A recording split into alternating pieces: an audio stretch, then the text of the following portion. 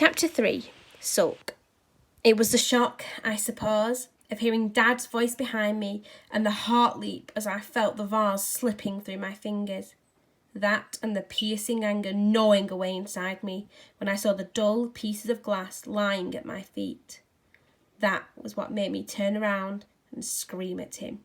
"You stupid, stupid person! You stupid, stupid dilt! Get to your room this instant!" Dad fumed. "No, I won't, you bully, you fat bully blubber." Silly words. Words that didn't make much sense. Words I knew deep down that I didn't really mean. It was just being made to jump like that and dropping the vase. "Go to your bed cube, Rosemary." Mum's voice was calm, unflustered, typical. I went, without a word to anyone. I left Gran's cube. I didn't dare glance at Gran, afraid of what I might see written in her face. I lay face down on my bed and cried hard into the pillow until my whole body shook. I knew Mum would come in to see me soon, and when she did, she would see just how angry and upset I was. But by the time she came in, I'd stopped shaking. I felt flushed and somehow all sort of sad and warm inside. I knew what she was going to say. "Rosemary." "Yes, Mum?"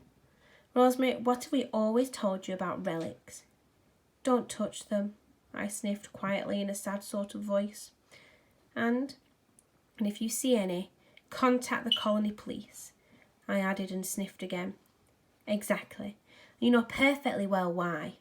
"Because they're dangerous," I sighed. "Very dangerous. Relics are dirty. Heaven knows what kinds of germs and bacteria they might be carrying, particularly Elizabethan relics. The Elizabethans were a filthy lot." "Yes, Mum.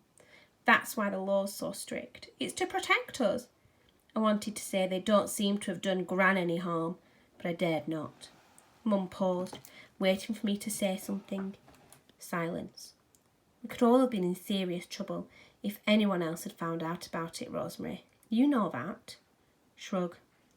Mum came and sat herself down by me on my bed. "So why'd you do it?" Shrug.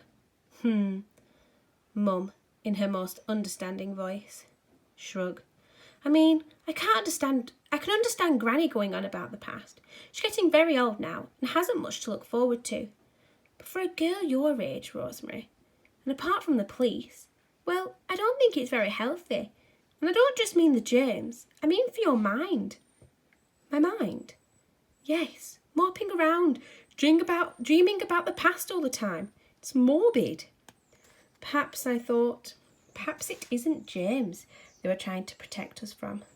Perhaps it was something else, something less easy to understand than germs, something I couldn't put name or notion to. "Anyway, there's no need to worry about it anymore," Mum was saying. "I'm not worried. It's you and Dad who are worrying." Mum gave one of her big sighs. "What I mean, Rosemary, is that we will call the matter closed, all right?" "How can it be closed? What about Gran's relics?" "Your father's put them down the multi-flush." I suddenly felt all knotted up inside. "Down the multi-flush? But what did Gran say?" "It's the law. It's what the law says that matters." "But they were Gran's relics." "They were Gran's junk." Every one of Gran's relics churned up, shredded and destroyed by the scorching chemicals and grinding blades of our domestic living unit's multi-flush. The long, thin tube of wood with holes in it, the badge, the tiny plastic model of an Elizabethan petrol-driven car, and the hundreds of pieces of glass vase that had shone all the colours of the spectrum. And the photograph, with ginger-haired, sticking-out ears Gran Samantha in the back row of the 1990 Turnberry girls football team. The best footballer of all. Mum went to the door of my bed cube, then on her way out, turned to me. "And get that homework done before you go to bed." She smiled and gave me one of her infuriating looks. "And do stop that pouting, Rosemary. It's not the end of the world." And that's what she thought. The end of Gran's relics was the end of my world. Well, part of my world, at any rate. My times alone with Gran would never be the same again. She might not ever want to talk to me again. after having broken her glass vase. I hated Dad for being so angry. I hated Mum for being so calm. And I hated the world we lived in for having no relics.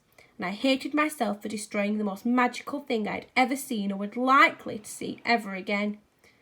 These were the kinds of times when I wished I had a sister to mourn and whinge to. Even a brother to shout at would have been something.